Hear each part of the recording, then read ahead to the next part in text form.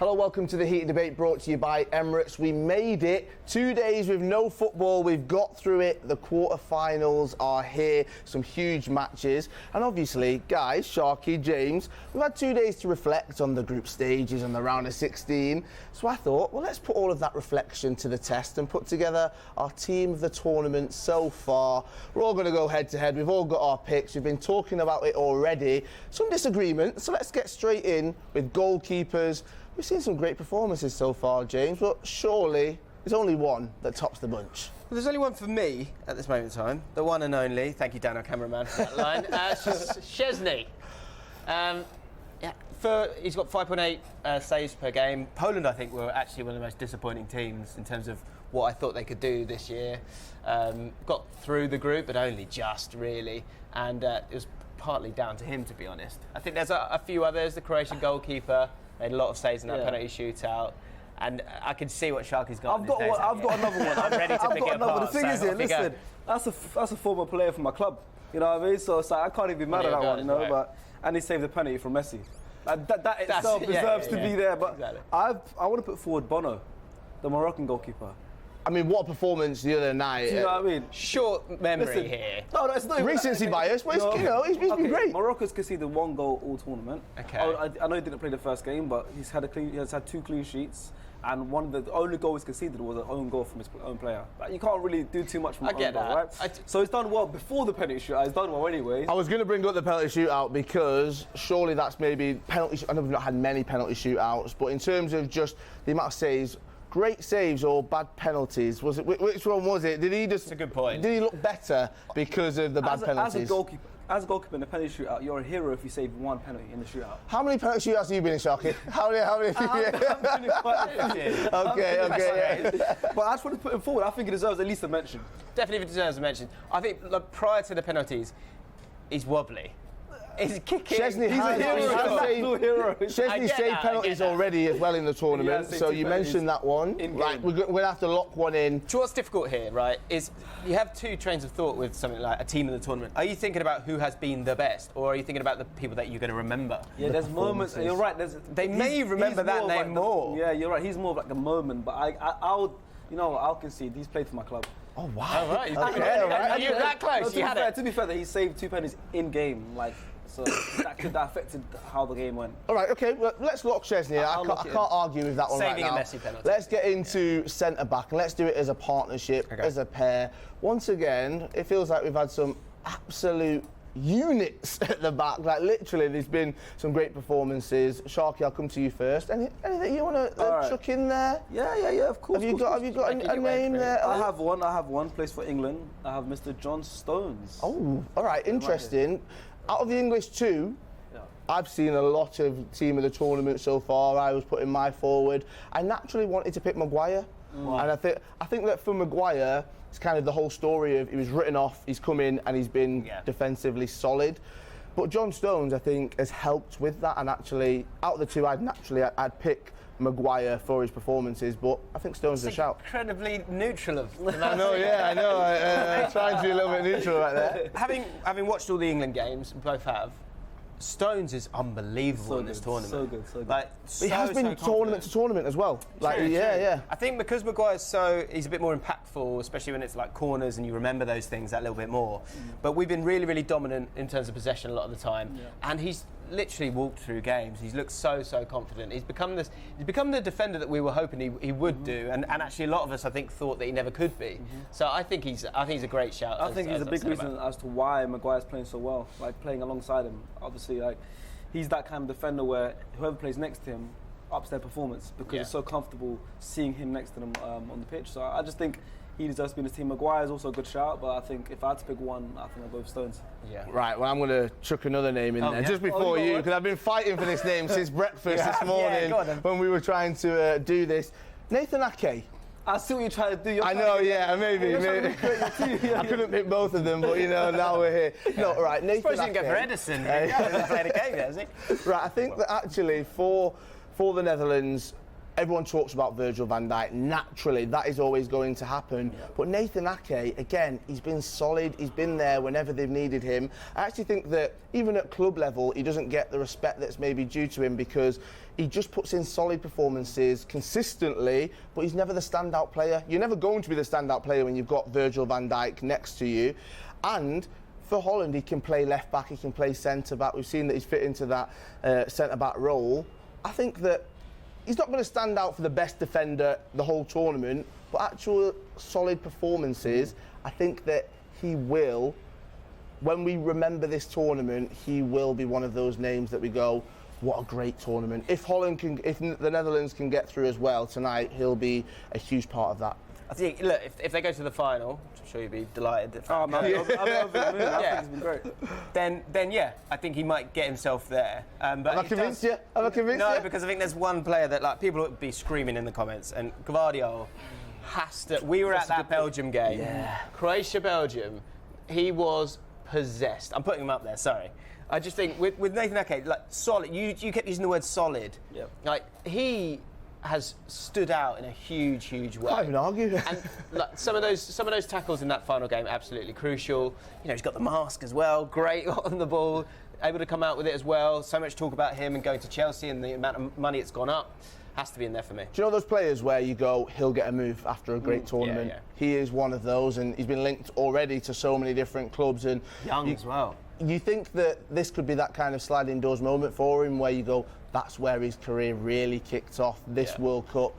And you could argue that within that side and actually what he's managed to do, they've been great, they've been okay, they've got through games at times, but you can't argue with the fact that they're still here. Yeah. You can't argue that. It being a team of the tournament so far, it can age really well or really badly. So Nathan Ake there, right? Say you make it through to the final, then it looks very different. Yeah. Taking on Brazil tonight, if Gvardiol gets taught a lesson like a lot of centre-backs have against Brazil, then that could look ugly. But at this moment in time, I think he's been superb. I agree with that pick. I'd have him in my team as well. Yeah. Right, okay, Nathan Ake is out. Sorry, all right, let's get on to right back then, because, again, feels like there's only naturally one name, but is this recency bias once again? A great penalty for him to be able to Panenka it. I'll put him there. If we can always take him off. Hakimi. I think he's made more tackles than any other player in the tournament, especially when Morocco played very deep and then looked to sort of use his stamina and quality. Then the penalty, in terms of players that you're going to remember, the penalty, it's disgusting. Like he shouldn't. It's naughty. He shouldn't be doing it. Very naughty. It's too cavalier. Yeah. It's other words, right? He basically shouldn't have taken that penalty, but he did. And it was gorgeous, and he's an absolute icon now. And yeah, you will remember him when you think of Morocco. And he's the thing is, he's Spanish born. Like he's raised in the Spain, whole story Madrid, around it. Yeah, everything around. Like he's born in Madrid. He's lived there. He went through the academy system in Madrid. Played for Madrid. To score the winning penalty against Spain like that, and to celebrate like that, he will be remembered across the whole of Africa, across all the Arab countries, everything. Like, he will be remembered for taking Morocco to the joint furthest of African teams. One more round, they're the furthest ever going African country. So, and there's been so much talk about right backs over the last year or so, right? Trent's barely played. Rhys James has obviously been injured. Yeah. Cancelo's getting dropped. Hakimi's, is he the best right back in the world now? Oh, quite possibly. Is there another name like Dumfries? Is Dumfries maybe a shout? He could be in there in terms of being an attacking force. Not to the level of Hakimi, I don't think. Yeah. And my favourite moment of this entire tournament, I've seen it a couple of times now, when he celebrates with his mum. And actually to go to that crowd, that picture of him just giving her a kiss on the cheek, and actually the respect there and the humility as well of praying after it, and actually just everything that's around it. It feels like such a great story. And easy pick. It really is. Okay then, left back. Not as much choice, I don't feel like, when it comes, because we've not had any standout. There's maybe one or two, but no superstars. I've got to go this man, Theo Hernandez. I mean, you can't argue it again. Yeah, I'm gonna put him up. Straight in there? Straight in there. Unless someone's got someone to oppose him, because I think, similar to what Hakimi is, I think going forward, he's so good. Yeah. I think he's probably the best in the world in that position going forward. Like, he's unbelievable, and it works so well with that France team. He's got 2 assists in the first 2 games, then he didn't play the third game when they lost. the game didn't play against Tunisia. I think he's so crucial to this French team. And I think looking elsewhere across the competition, I don't think there's anyone I can put that will really trouble him in this position for a team of tournament left back. Unless you got someone. There is a lack of names when it comes to left backs. It does thing, feel like that. Let us know in the comments, guys, if there are better options than Hernandez. I was at the Australia game where he actually didn't start. He then came on, and there was a moment where I can't remember which Australian player it was. Australian player sort of barged him, and he fell over, and you could see a mix of shame and anger. And he then got the ball and went on this outrageous run. So you do not want to anger this guy. And I'm slightly worried about him against England. Yep. The whole left side for France is pretty frightening. And that link up on that left side we've seen him do it time and time again. You said going forward, that kind of does unlock Mbappe to, again, gives him a bit more freedom. When you've got Theo Hernandez just there, it gives him an extra level, an extra something. That left side's going to be a problem for England, it feels like. For sure. Massively. For sure. Kyle Walker will handle them both. It's all right. It's okay. I hope so. Him and Henderson and Saka against Hernandez and Mbappe. Let's see what happens. Hopefully it'll be fine. Hopefully it'll be absolutely fine. But yeah, he is Might frightening. have 2 Kyle Walkers on that side. Right, yeah, I mean, maybe. Right, now, 4 at the back, obviously. Let's just quickly, formation 4-3-3. So we've got 3 midfielders now. I think we've decided that. Let's go for it. I think it's the best formation we can have to fit the players in. Yeah. 3 midfielders. Let's start with centre midfielders. James, who have you got? I've gone with Casemiro. Can't give me these names, can we? Gosh. I think if you look at how Brazil set up as well, so much attacking verve going forward, you need him to sort of deal with everything else. Sure. And the first game against Serbia in particular, first half it was sort of, they were comfortable but they weren't getting the goal. And second half, he just told Paqueta to you go up as well, and I'll deal with the rest of it. Scored a goal in the second game. I just think he's been phenomenal, personally. Is there something to be said about his form at international level compared to maybe the players he's playing with that might affect his form? That's what I think. I think with Brazil, they've got it so, the system is so good, especially because they've all played together as well. I think he's struggled a bit at club level, but even now at club level, he's very, very good. He's finally shown how good he is. And I think even with Brazil, I was at the Korea game, and the way they work was like you said, Paqueta is just a striker now. They got 5 attackers, and what happens is Danilo, who plays left back for Brazil right now, he tucks in. They have Casemiro and Danilo playing together in DM, and they just leave a back 3, and then they just go 5 attackers. It's like Neymar, Vini, Richarlison, Paqueta, Rafinha, it's all of them up front. So it's like Casemiro just holds it down by himself right there next to Danilo, and it's just so good. Before we put him on, any other names? You've got Enzo Fernandez, Stockton's choice for player of the tournament, Rabiot as well, Amrabat, that name's been thrown around. Yeah, I mean, in that DM role, I think Casemiro deserves it, but I think Amrabat is another one that I would have put forward. And another midfielder, Tyler Adams, solid performance. I'm a big fan of him. I guess your way of trying to get him on the board would be down to expectations. What were we expecting of Tyler Adams? I think Leeds United fans will suggest that they knew he was a really, really good player. But at the international stage, he's done well. That Casemiro goal as well. He scored a screamer as well. He's done as well as the USA have done. So it feels like they were great, they were good, they were not so good, and they had a chance, an opportunity, they didn't quite take it, but no, he's not going in, is it? I've not even got a debate myself. I was trying. Well, how else can you debate that? Casemiro's in there. I'm a big fan of Tyler Adams, by the way. He's so good. Both choices out already. There we go. I've got no more. I don't think we can argue with that. Let's look more then the other 2 midfielders, because one man that jumps out to me, another French player, James. I think I just saw. Did you have him right there? Yeah. Are we going to go for him? So there's an obvious pick, and then there's This is where the real battle begins, I think, because I'm going with Griezmann. Griezmann has been the most enjoyable player that I've watched at this tournament. And how many games have we been to now? 17 or something like that. He just floats about. It's really, really enjoyable to watch. In terms of creating for Mbappe, I'm going to put him there for now. If you want to change him, then fine. But I think there are other options, and it does get congested when you get into the midfield because there's all these exciting players who score goals and create goals. But I just think Griezmann has just really, really struck a chord with me when I've watched him play. I think he's been really special. Another name. I'll go jump in there with Griezmann because I've got a name to debate with Griezmann, but I've also got a name I can put here. So shall I debate with Griezmann. Okay. Let's go. So Griezmann, I think he's been good. I genuinely think he's been class, and I just want to put this player forward is Bruno Fernandes. Yeah, he's been very good. He's been very good this tournament. I think he's another player where it's like obviously teammates with Casemiro. The club form hasn't been the best. Put him underneath Griezmann. Put him underneath. We'll choose. Yeah, we'll choose. We'll choose. Put him Okay. for now. Looking aside, I think. Oops, I dropped mine. I think he's been class this tournament. I think without him, I think Portugal would have struggled massively the rest of the tournament. Even that one game where he got 2 goals, obviously take a penalty and all that stuff.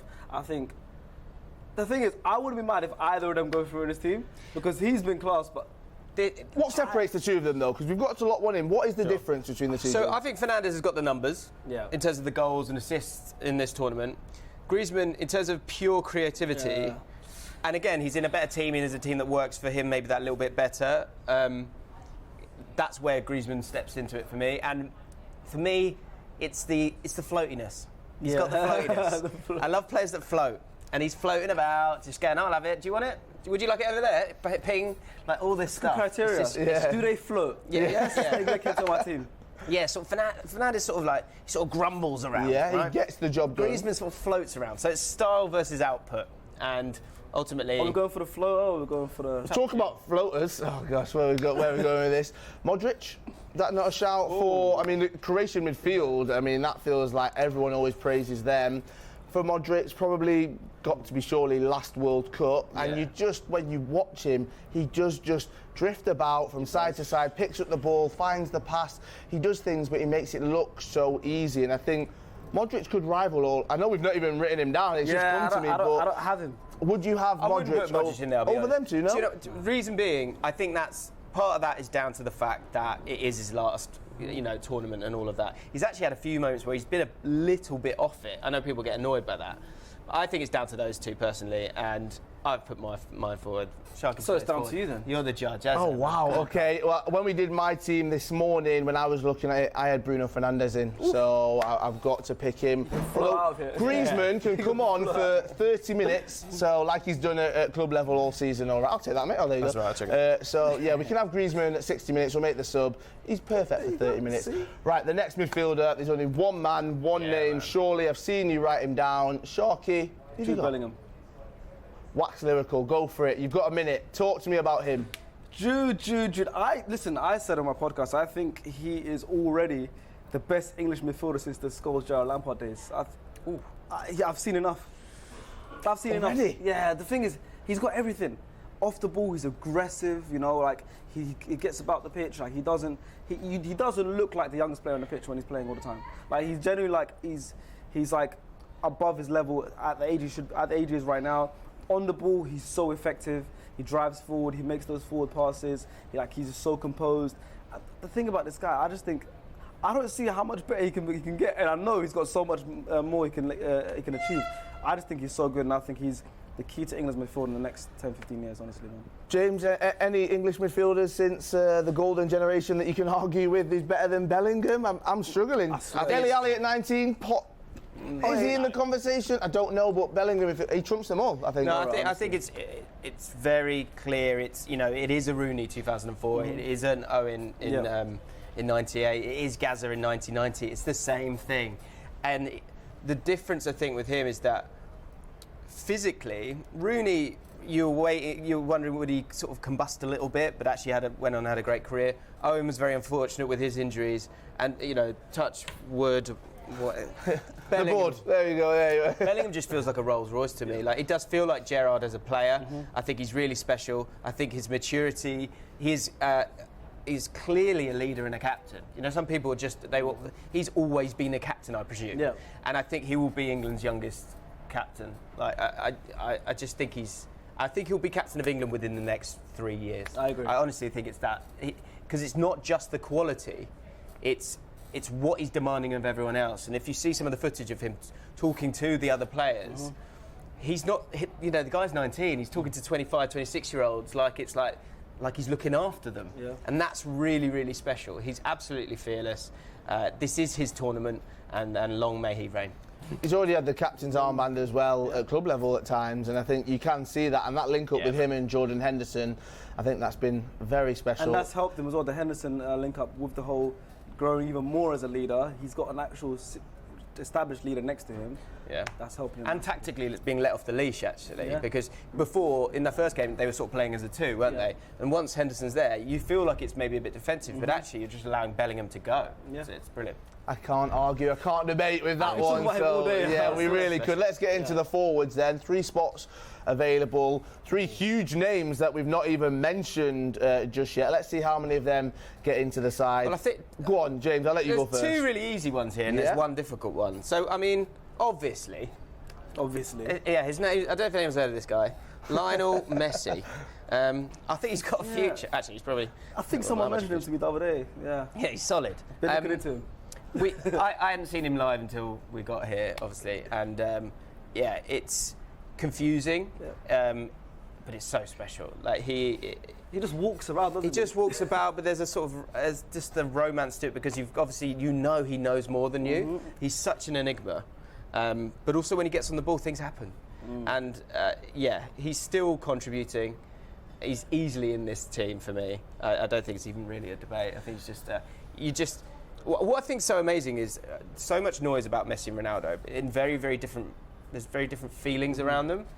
Like England fans don't want Argentina to win the World Cup normally, but if generally, I think if you ask most England fans, they want this guy to get what he deserves, and I hope he doesn't because I hope England win it. But if he does, then that's just going to be such an incredible story. And even up until now, you can feel it in the stadium, can't you? Yeah. You can feel the love for Messi and wanting him to get over the line and wanting to enjoy him whilst you've got him.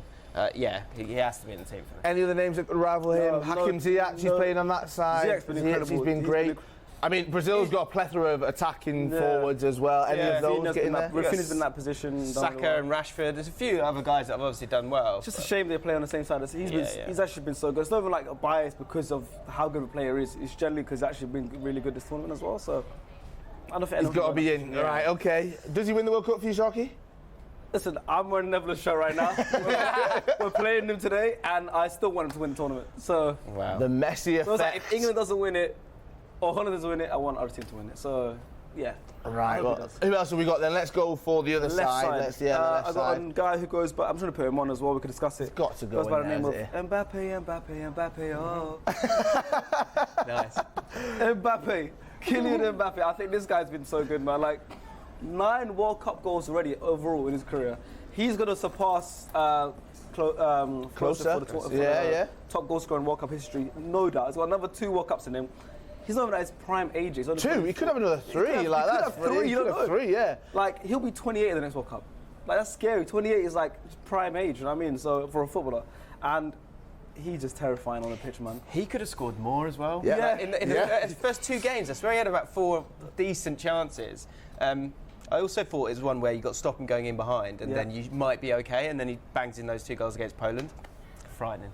He really is, and I think obviously the whole argument, the whole conversation this week is who can stop him, how do England stop him?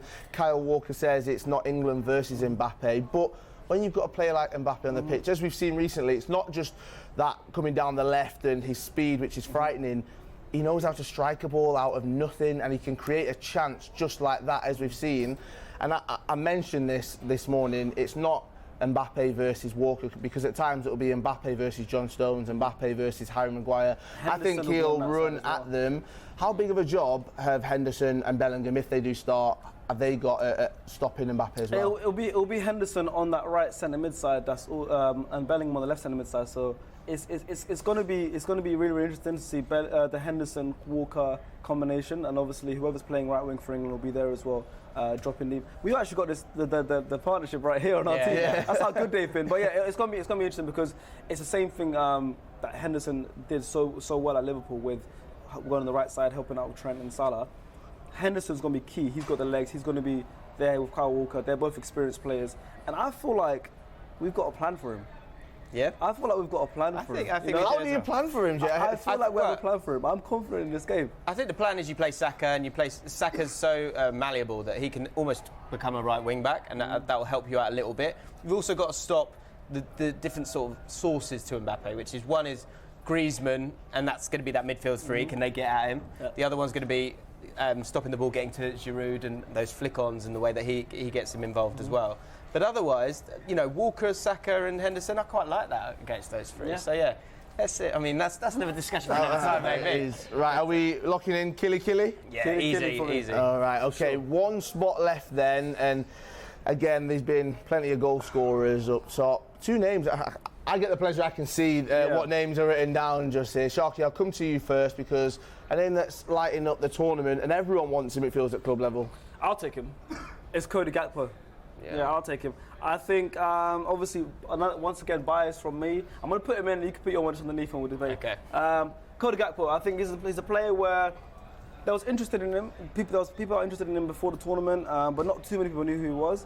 Obviously, I had the pleasure of watching him live against my team in one of the cup competitions, and he's been so good. He scored against us, and he's been so good. And this tournament as well, he lit it up. Especially in the group stages, he scored in the first couple of games non-stop, and he just looks so good. He's strong, he's powerful, he's big, and he drives well with the ball, and he's got a punch with the pie as well, which is starting to work. It's starting to click, and I think if Netherlands have a chance to go far in this tournament, him and Memphis Depay have to be really, really good, and I think he can do that good. We've talked about sliding doors moments for Guardiola, but for Gakpo, it feels like he had that. Everyone was talking about him, and it was like, but he made the right choice to stay, it feels, because now after this World Cup, his stock, James, is risen tenfold. Like, it really has. He's been so clinical and so impressive. I think his dribble success rate is like 100%. So he's never gone on a dribble and it not worked out. There you go. That's pretty impressive stuff. And I think Netherlands haven't really they've been as attacking as they have in previous competitions, and so you could have seen even more from him, but he just hasn't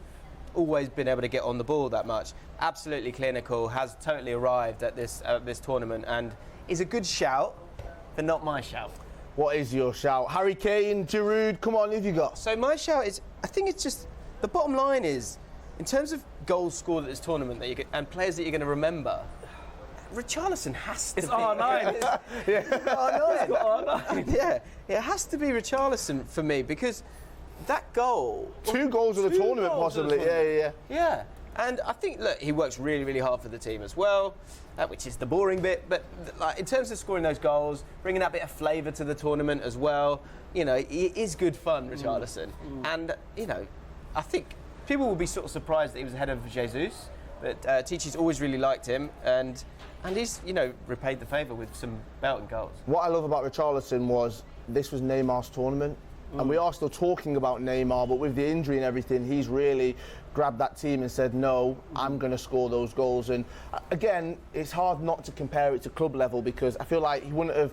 The performances he's creating with that Brazil team actually is very different to what we saw with him at previous clubs, but now it feels like he's matured, he's stepped up, he can score those goals, and we're seeing the real Richarlison, who is a goal scorer. He's such a threat, and I think any defence that's coming up against him, wow, him linking up, as we saw with Brazil, the way they pass the ball and he just finds it and he can finish as well, it's special. Sometimes you wonder, I wonder how good he would be if he was with better players. And obviously he's gone to Tottenham. He's gone to Tottenham, and he's not been able to play in that central position. But Brazil, obviously, he has been able to, and it's just obviously, he's dripping in talent, that whole team.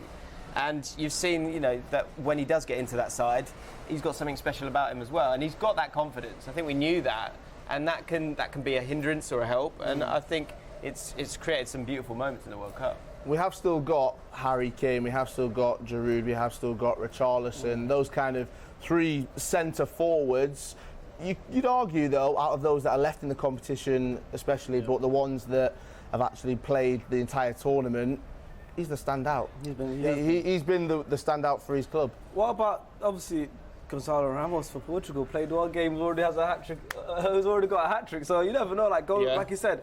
Abubakar as well. And it's entertaining. But like you said, as the tournament goes on, some of these players might get swapped out. Gonçalo Ramos has already made a stamp on the tournament, scored a hat-trick in the first. That's a good question. Is there one player that you think? So what are we going to take Gakpo? Well, we have to pick one of them. I don't even think about that. You made a good You're point. very kind. Is there anyone you think might fall by the wayside as the tournament progresses?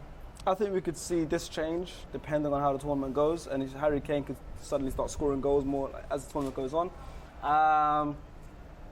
If Brazil do progress, kind of solid. If Brazil progress, do you think it's still the Richarlison show? Going into the semis, going into the final, He'll be key. He'll be key but they have over so many Neymar? attackers. Vinny could score goals, Neymar can get in the goals. And I think goalkeeper could change as well. Yeah, I think that's a shout as well. Yeah, it's where the further a team goes, obviously that's where the change can be made. But they went out they're already out. So and when they go out, There's Yeah, one, true, two, true, yeah, true. two French They're players about to now go winning out. when England, When England go through, okay, yeah. It's quite funny, isn't it? Because actually, if you're looking at it, you've got 1, 2, 3, 4, 5, 6, 7, 8, 9, 10 of these players out of the 11 are still in the tournament. Yeah. So, yeah, look, actually, well, yeah, I'm interested to see what happens after these quarters. In the comments, let us know your team of the tournament so far. Try and get it done before these games, all right, tonight, okay? Don't let that influence your choice. Have we got it right? Have we got it wrong? Debate with us, jump in the comments and let us know who's in your team of the tournament so far. Make sure you like the video, subscribe to the channel as well. This is the Heated Debate brought to you by Emirates. We're here every single match day, which means we're back tomorrow. And then it's 2 days off, but we'll focus on the good times. We'll focus on the show tomorrow. We're looking forward to it. Sharky, James, thank you so much. Thank you. And we'll see you tomorrow.